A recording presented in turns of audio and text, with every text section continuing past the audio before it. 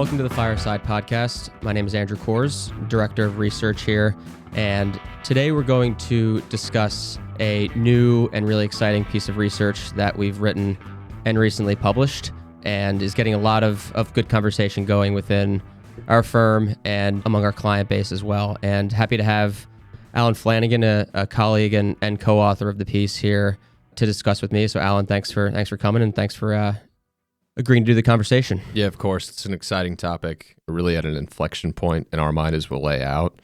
So thrilling to be part of this conversation, Andrew. Thanks. Yeah, totally. And I think we're going to get into a sort of a core question for asset allocators going forward, I think. And I would also like to mention that this is just going to be sort of an introduction to the piece. We're going to do a bunch of episodes as a series coming up over the next few months. But just, to sort of lay the landscape, today is March 7th. I think that's important in any podcast to sort of mention exactly when. It's about 10:50 a.m. on March 7th. It seems like every hour of every day, there's some sort of policy news, geopolitical news, market news that's sort of changing the way that we are thinking about the world and, the way that we're thinking about the economic outlook. Tariffs, Russia, Ukraine, what's going to happen with budget. We have an up piece recently released yesterday on tariffs. So certainly we are, adding to the noise in that respect as well. And we'll link that to the show notes for this episode as well. But I think what we try to get to in this piece is really something bigger and broader, right? And sort of underlying or maybe overlaying everything that's occurring right now in those realms that I talked about is sort of a fundamental shift in the way the world is operating economically, diplomatically, geopolitically, that I think everyone feels, but maybe we're having trouble putting words to it, I think. And really what we're getting at is this idea of U.S. exceptionalism, right? And fundamentally, what does that mean, right? Does it still exist? And if so, as the world shifts on all of these planes that we're going to talk about throughout this piece and throughout this podcast, what is that going to mean going forward? And specifically, this is an investment podcast. What is it going to mean for investors? Right. And, I kind of want to start off by just having a quick conversation about the history of the term U.S. exceptionalism, because it's always been a bit vague to me. People use it in different contexts. There's never really been a specific foundational meaning, I don't think. But as I did some research, it's actually got a pretty interesting history. So yeah, I was interested to find this out. This is unique. Yeah, I didn't know this, but the term was actually first used by Joseph Stalin in the 1920s. And it was used actually as a pejorative. So he was basically speaking to the American populace, the American people, and basically sneering at them, saying, you think you're so special that you can build your economy, build your society on capitalism, and think that you can build a world where there's these classes of people, and that's not going to become, a defining problem for your society. So that's kind of where it all got started. And then, post World War II, as we got into the Cold War with the Soviet Union, we sort of took back that term, if you will, here in the U.S., and started being used more as a sign of U.S. hegemony in the world, growing U.S. dominance economically, militarily, geopolitically, shining city on a hill, right? That was sort of the ethos that it sort of took on in American politics. And then I think over the last few years, certainly it's still used that way, and it's maybe taken on a bit of a political bent as well in certain ways. But I think it's also taken on a financial meaning too, right? So we have this economy that has outperformed, most of our global peers consistently for decades, and that has filtered down to our markets, right? Where 12 of the last 15 years, the S&P 500 has outperformed an index that tracks the rest of the world. Yeah. So I think the meaning of this word, or I should say this phrase, has morphed over time. And I think that really gets to what our fundamental thesis of this paper is. And I want to kind of get that out up front, and then we can dig into it a little bit more. Our fundamental thesis is that the meaning of U.S. exceptionalism is morphing again. Right. And this is so important for us. We work in investment research. Our day-to-day is, sure, we're capturing what's going on in markets and headlines and things of that nature, to Andrew's point on the tariff piece. But we also need to be thinking about the long-term strategy of where's the world moving, where are economies moving fundamentally over the long term. The reason why we need to do that is because we're long-term investors. We invest in private markets. We buy a company, we want to hold it for 5, 7, 10 years, and you really need to know where the future's heading in these fundamental kind of core global shifts. And so this is a point in time where, yes, there's a lot of headline news, but we also think that some of the underpinnings are evolving. And that's really what we're here to talk about today. Absolutely. And I think that's always easier to see when you're looking backwards, right? Mm-hmm. You look back over the past 15 years and anybody who didn't invest 100% of their capital in traded U.S. stocks is kicking themselves. Absolutely. Right? And, you have these little periods maybe where certain things bonds outperform here, European stocks outperform there. But the reality was that you needed to see the forest for the trees. You needed to see that the U.S. and specifically the U.S. tech sector was going to dominate markets for an extended period of time, right? That was really the only game in town. And I sort of want to dig in a little bit to this core thesis. And it really is this idea that U.S. exceptionalism, as it has been understood over the past, call it 30 to 40 years, I would say, since sort of the post-1970s shocks, getting into the Reagan era, where we really started this sort of free trade, globalized consensus that has really marched on fairly unimpeded since then. We've had obviously intermittent crises, but basically marched on unimpeded. And the meaning of U.S. exceptionalism and the reason that the U.S. has been superior in so many ways over that period has been a unipolar world, right? The U.S. has dominated financially. We've controlled international organizations like, the UN, the World Bank, the IMF. Militarily, we spend more than the next 10 countries combined, right? We built this globalized world order around our values and around our economic interests, right? And we built it in a way because, I think the U.S. has always been a good country, but we're not necessarily doing this for charity. We're doing it because it benefits us, right? And that, to me, has been the meaning of U.S. exceptionalism over the past few decades, has been the U.S. making the rules of the road, right? We make the rules of the road. We structure the global apparatus in a way that suits us. And as a result, our economy, our companies, and our markets have benefited and outperformed the rest of the world. And I think what we're seeing now is a fundamental shift away from that sort of intertwining of different parts of the world and, sort of us acting as the rule maker for that, to now, a world where we're seeing massive shifts across trade, geopolitics, technology, the growth of debt and challenges from demographics, right? And you're certainly seeing in this administration, but I think it goes even deeper than that, where there is a growth in nationalism, there is a growth in populism, there are lots of uncertainties that people have around the growth of technology and technological innovation. And there is sort of this reflex inward now, right? I would sort of describe this new world sort of going from cooperation to competition, right? Going from efficiency to resilience, and going from sort of a positive sum view of the world to a neutral sum, right? Or zero sum view of the world. So I think fundamentally speaking, our core thesis is that the meaning of U.S. exceptionalism is going from outward projection to inward strength and resilience, right? That's right. And I think what we speak through in the piece is this has a fundamental impact on where we think you should be looking in markets. And we think you need to start planning for that now, right? So Alan, I know you had some thoughts, but I think, as we're talking big picture, how do you see some of these shifts, these sort of tectonic shifts that are happening underlying the global economy? That's right. And I think one of the things that we have discerned from our analysis of kind of U.S. economic history and how it's evolved is that there are periods where the U.S. economy has shifted in significant ways.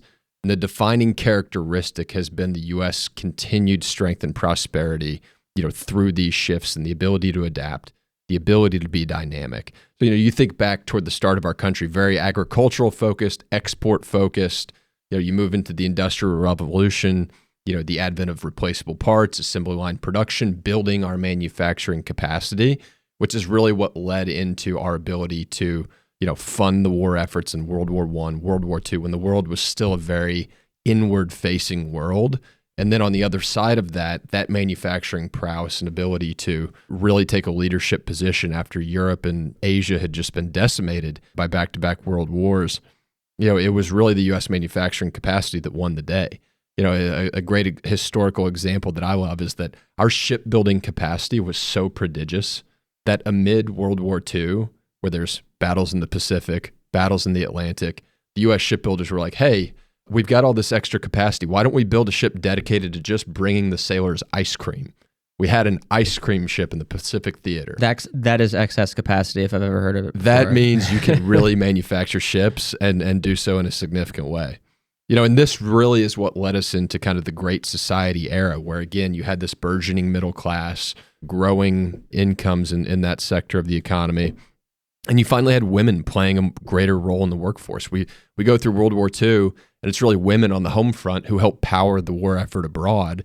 And, finally women are getting integrated in the workforce more fully. And, the U.S. comes to the global stage as a nation builder, an outward-facing nation builder. Again, it's not, because we were, so great and nice and charitable to the rest of the world. It's in our own interest to build friends and allies abroad. And that's what you saw in this period where you're building global institutions and interconnectedness. This is the era that started to be challenged a little bit when you had things like OPEC that underscored the vulnerabilities of not being energy secure, which helped drive inflation significantly higher. As a result, interest rates go significantly higher to combat said inflation, and it's just punitive to the growth outlook for the country.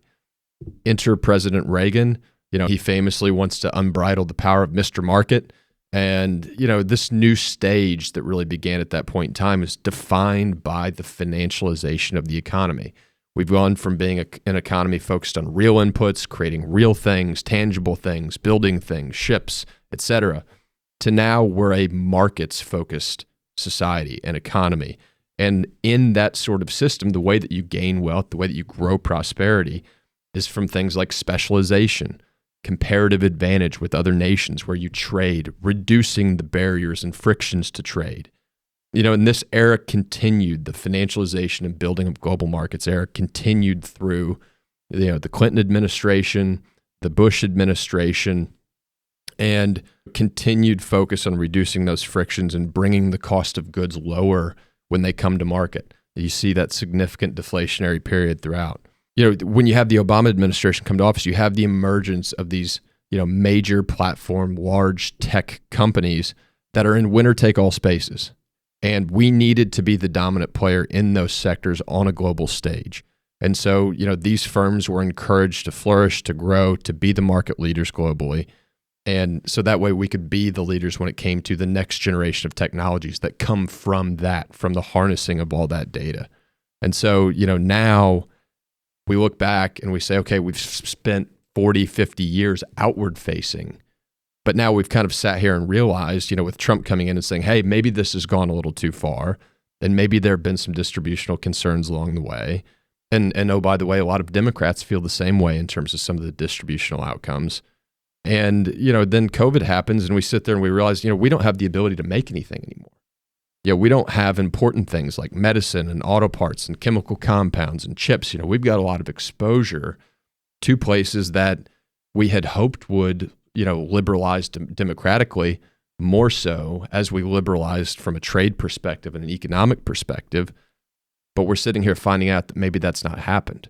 So now we're sitting here shifting and thinking more from an inward-facing perspective to get our own house in order so that way we can continue to be strong and not necessarily rely on the generosity of other nations.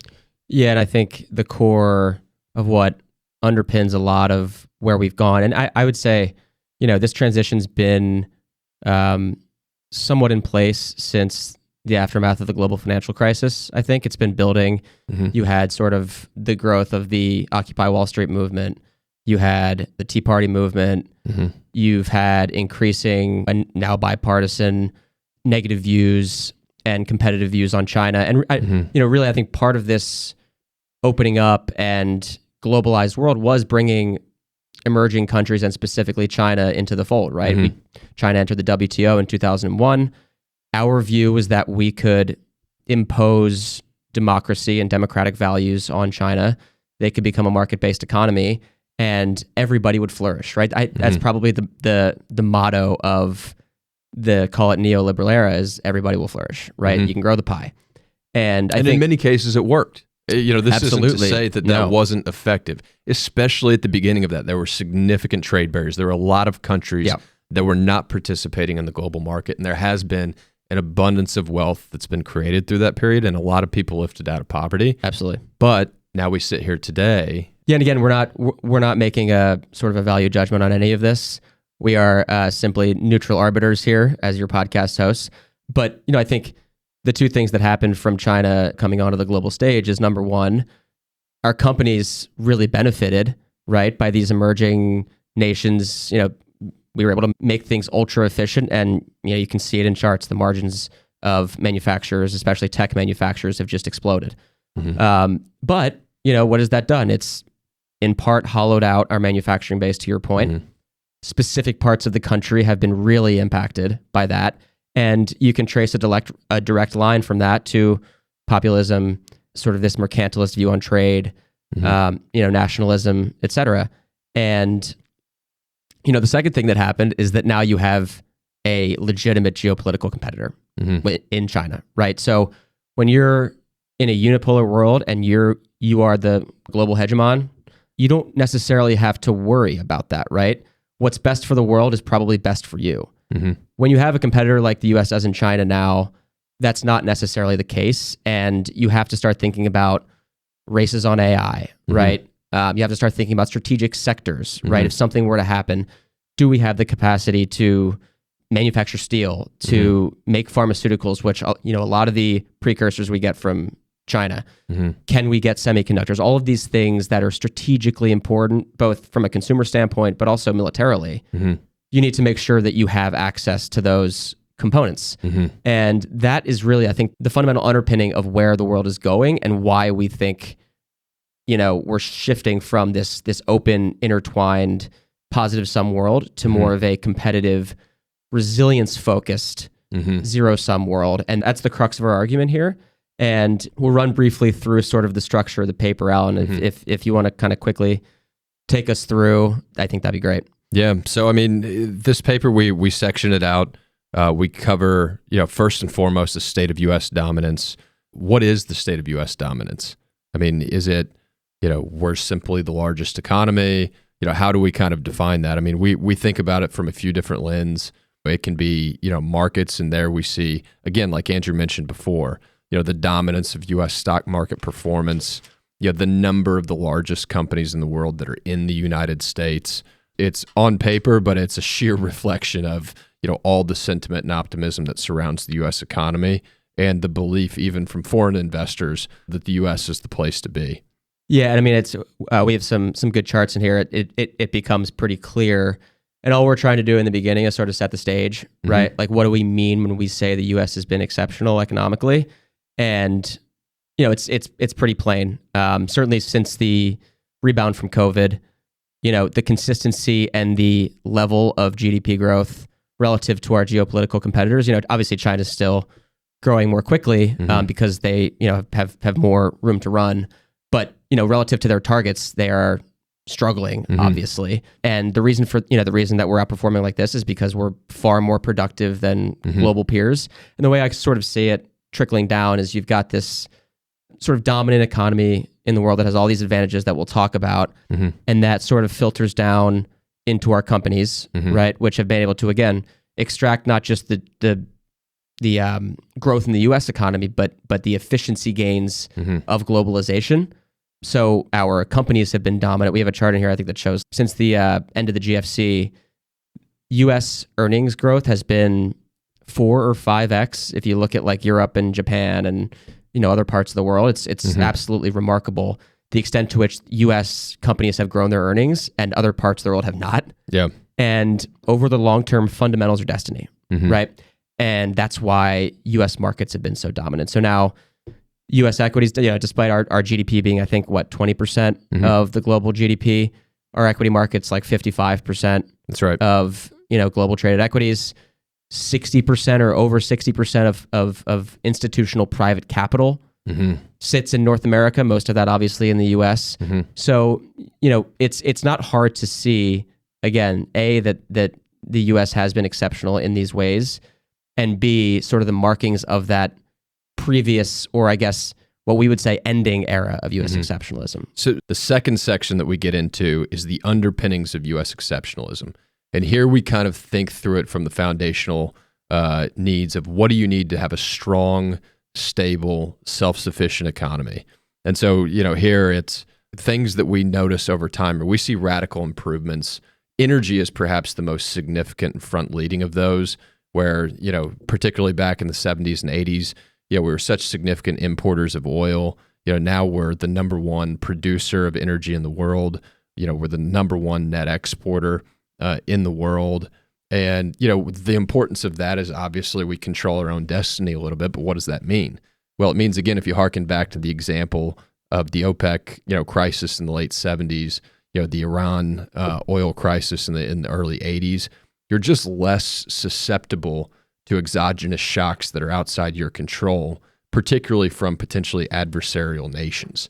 And so, you don't have as much of the inflation uptick that caused interest rates to go up as significantly and depressed investment in the economy and depressed, jobs and wages and things of that nature at that time. There's an even, more recent example, which is Europe after Russia's invasion, right? Absolutely. Europe got 40% of its natural gas directly from Russia, and that basically dried up.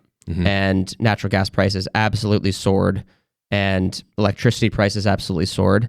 And that's because Europe, partially because of its geography, but they relied on a potentially adversarial nation for their energy needs, and push came to shove, and it became a major crisis. I mean, the same thing was true for countries that relied on Ukraine and Russia for their food production, right? So this point about resilience, I think you really only see it when crises occur, but when they do occur, it becomes really an existential issue, right? It's almost one of these things that kind of takes some left tail off the table. Yes. You're more self-sufficient, and we just talked about energy, but it's people, it's food, it's energy, it's a variety of other things that are worth checking out in the piece. So again, that was the underpinnings of U.S. exceptionalism.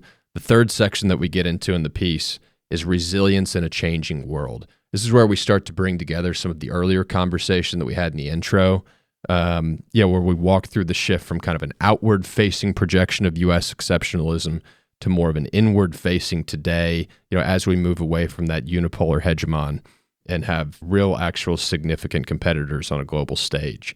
So, Andrew, if there is a decoupling from the post-war consensus, what gives a nation the upper hand in such an environment? That's really what we cover in this section. Absolutely. And I think, if you look at the major shifts happening in the world right now, right? And we've talked about this already, but sort of this free trade consensus, right? That everybody benefits when goods and services can cross borders in a low cost, efficient manner. And we're seeing that with tariffs right now, certainly. But you were seeing that, like, it's not just, Trump 2.0 here. Trump 1.0, even Biden. Biden kept on the China tariffs from Trump 1.0. We've been going in this direction, I think, for the better part of a decade. And the real reason for that is because I think we do see this global competition, and the criticality of having those strategically important sectors and capacity for those sectors in-house is massive. And one of the ways that you do that is you protect your domestic industries through trade barriers, right? So that's one of the massive changes. You look at geopolitics, the rise in nationalism, the rise in global competition, that is almost inherently going to bring more conflict. There's twice as many conflicts going on in the world right now as there were 10 years ago. Yeah, staggering to see. Things are, and this idea of Pax Americana, right? That like the U.S. as the global hegemon could sort of stamp out this warring world that we really saw from like the 1800s through World War II, right? And that's mostly held true, right? And we're kind of seeing that unraveling now. And the importance of having a strong, dominant military with global reach, right? You've got technology, right? AI specifically, but quantum computing and some others as well. And as you kind of mentioned about in sort of your history of the U.S. economy, technology tends to be a winner-take-all game and only gets more so as time goes on. And AI feels like an existential moment for specifically for the US and for China. As right? time goes on and as technology becomes more advanced, Absolutely. that delta becomes increasingly important. Absolutely. So you have this world where AI, I mean, I've read some articles that people think that artificial general intelligence, will be with us within 5 years, right? So this race is massive and the investment is going to be massive. But that competition, right? That competition breeds insularity, I think, right? It doesn't breed cooperation. Right. And then the other thing is just, demographics and by extension debt, right? The world is much more indebted than it was previously, and the US is part of that. And our demographics across the world are getting worse. Thankfully, the US demographics are a little bit better than many countries. Yep. And, while we do have a lot of federal debt, our private sector debt is not, unreasonable. And by the way, we still have the global reserve currency, so we have more fiscal space than most countries. So this, I think, is a really critical part of the paper because it's where we explain what we mean by this new era of U.S. exceptionalism and why we think, despite these being challenges, I think, for global growth and global efficiency, the U.S. is actually best positioned in this new world as well. So, Andrew, that's a great recap of a critical part of the paper where we bring a lot of things together.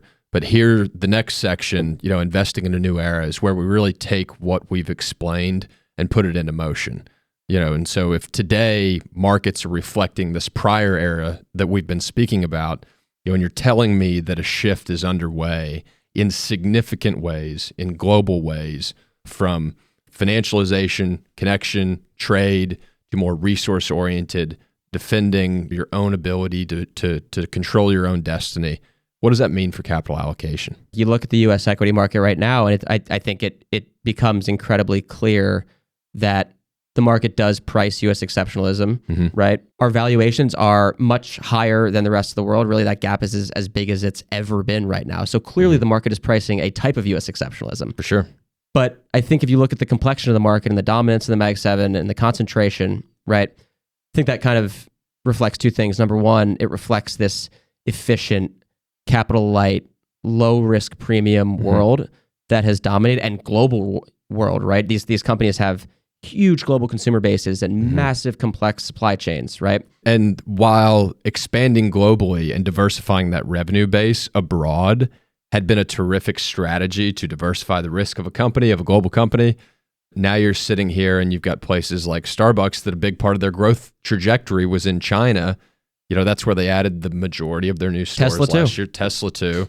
And in this world that's shifting beneath their feet, there's the whole supply chain side of it. But if you simply look at top line revenues for many of the largest publicly traded companies, there's some risk there. Absolutely. And you see that these companies have grown the top line consistently faster than US GDP. And how do you do that? You consistently push into other markets, or you consistently drop costs by putting supply chains in other markets. Precisely. And the question is, can you continue to do that for these multinational companies?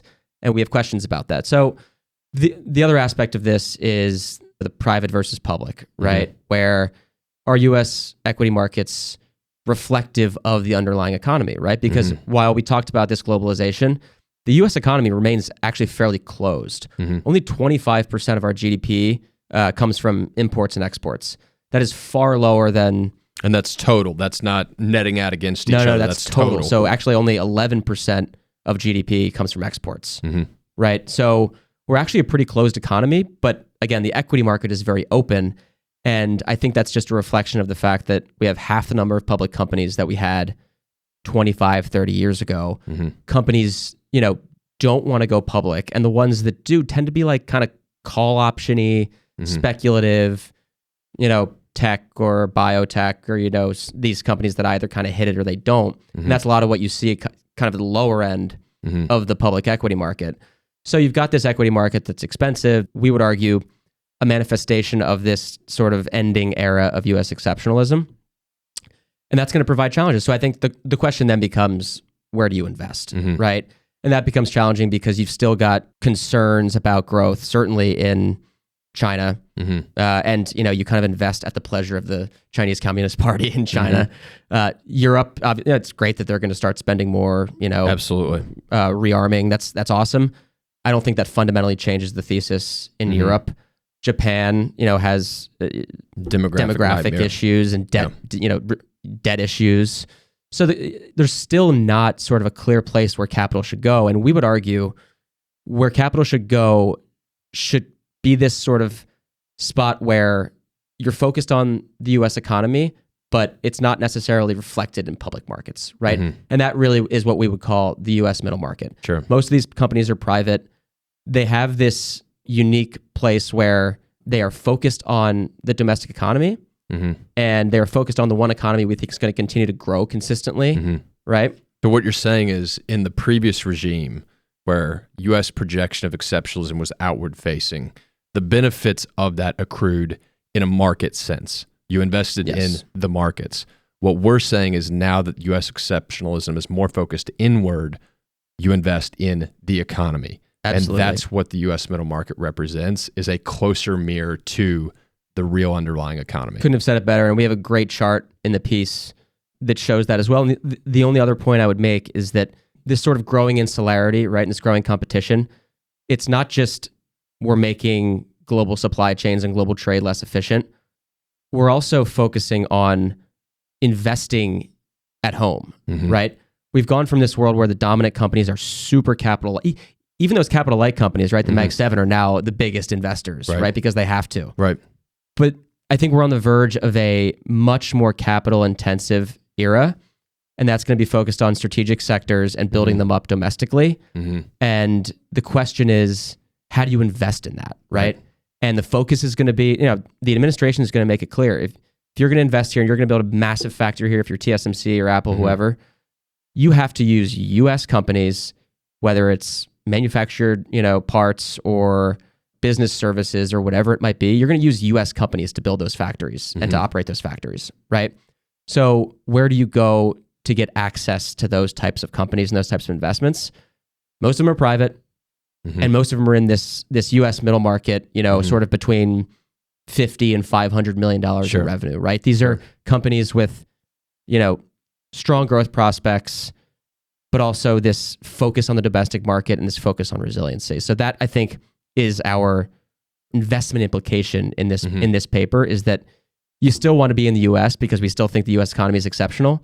Mm-hmm. You just have to fundamentally rethink what the investment manifestation of that is. Sure. So those are the 4 sections of the paper. We share our core views on the markets in this piece as well.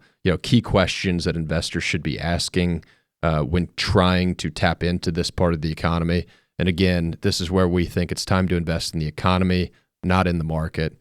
Andrew, what else would you say to wrap it up? That's well put. No, I would just say that you can find our paper, U.S. Exceptionalism at a Crossroads. It's on our website. Please give it a read. It's also going to be in the show notes. So we look forward to doing more of these episodes. Again, we're going to do a series of these where we do a deeper dive, because this is such a huge topic and a seminal topic. So excited to do that. We're going to have some good guests on as well. So Alan, thanks. This was fun. My pleasure. Thanks, Andrew.